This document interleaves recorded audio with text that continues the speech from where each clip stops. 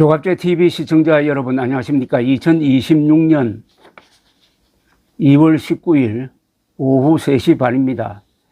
지귀현 재판장은 윤석열 피고인에게 무기징역을 선고를 했습니다.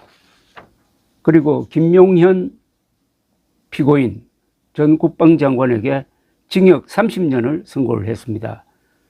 그리고 노상원 씨에게는 징역 18년, 조지호 경찰청장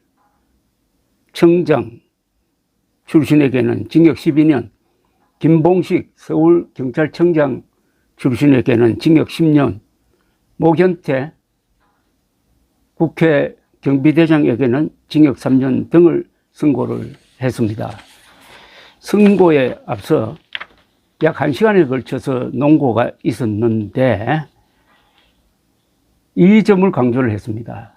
이번 내란 12.3 비상계엄의 핵심은 군대를 국회로 보내가지고 국회의 권능을 무효화시키려고 한 점이 핵심이다라는 점을 거듭 강조를 했습니다. 군대가 국회로 들어간 것은 한국 역사상 처음이었습니다. 그전에는 국회를 봉쇄했을 뿐인데 국회로 들어가서 국회의 기능을 마비시키고 그리하여 계엄체제가 상당 기간 지속되면서 국헌을 문란시키려고 하는 폭동이었다 하는 점을 확실하게 하면서 양형 이유를 밝혔는데 이 양형 이유에서 윤석열 피고인에게 엄중한 어떤 단죄문 같은 언급을 했습니다.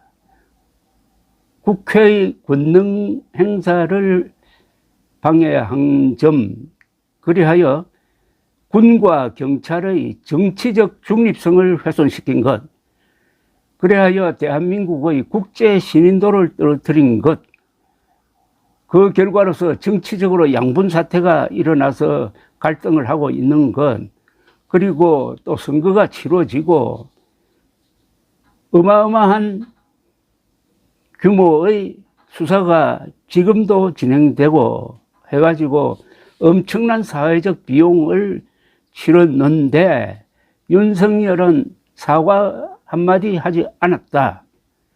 특히 군, 경찰, 공무원 등이 이 사건과 연관되어 가지고 책임을 지고 명예가 훼손당하고 하는 이런 과정, 다수 공직자가 지금 고통을 받고 있고 이번 사건으로 해서 공직자, 특히 상관에 대한 신뢰도가 떨어졌다. 이 점에 대해서 윤석열이 재판에 나오지도 않고 그리고 사과를 하는 모습은 보이지도 않았다. 뭐 이런 내용을 가지고 무기징역을 선고를 했습니다. 그런데 오늘 1시간 동안 상당히 잘된 선고문을 읽었는데 헌법 교과서 같은 느낌도 들고 역사 강의 같은 느낌도 들었습니다. 인용할 말들이 참 많았습니다. 17세기 영국에서 찰스 1세를 사형에 처한 것을 예로 들었습니다.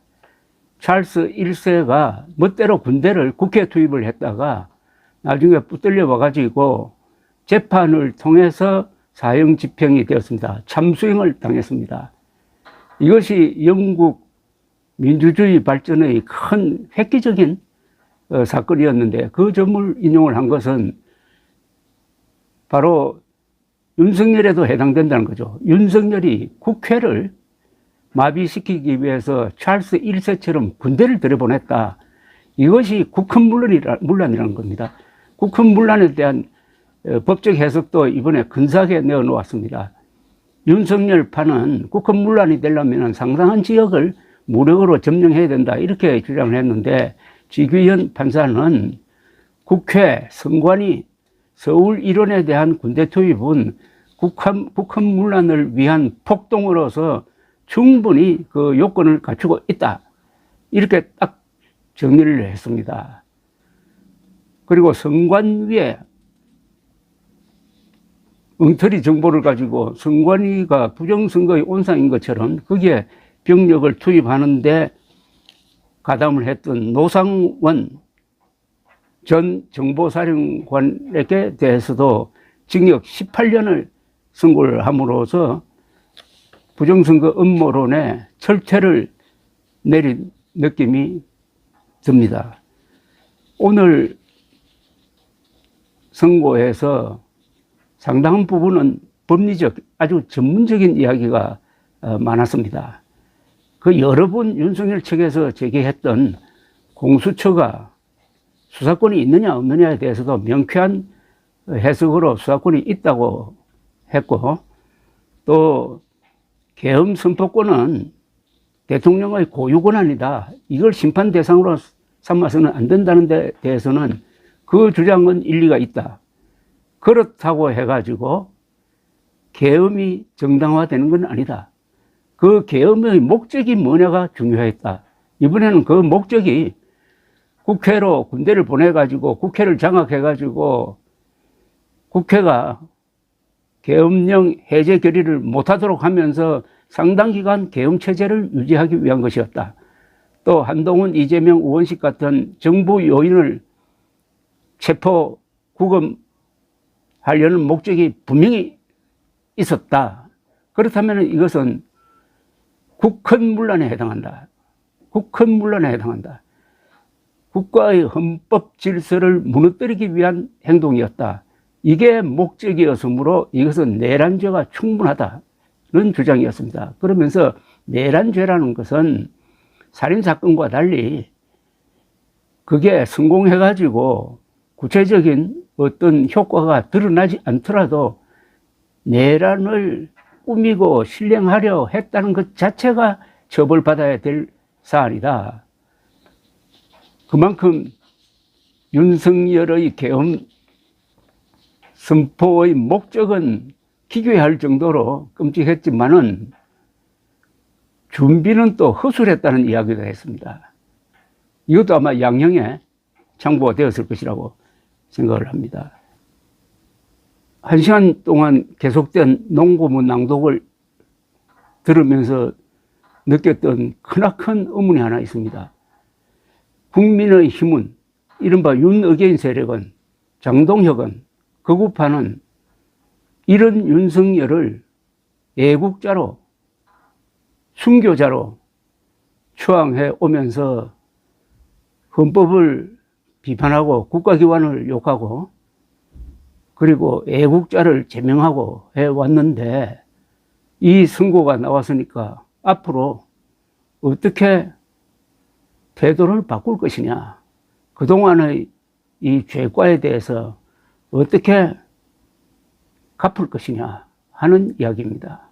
결론적으로는 이번 이 선고는 국힘당을 내란 비호당으로 규정한 것과 마찬가지입니다.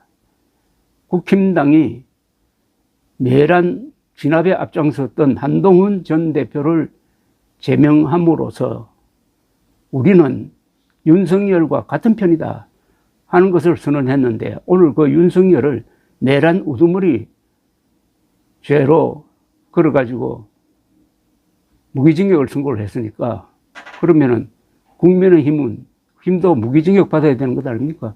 다만 이번 선거에서 국민을 배반한 이 국힘당을 유권자들이 어떻게 할 것이냐 하는 게 이제 남은 과제입니다. 감사합니다.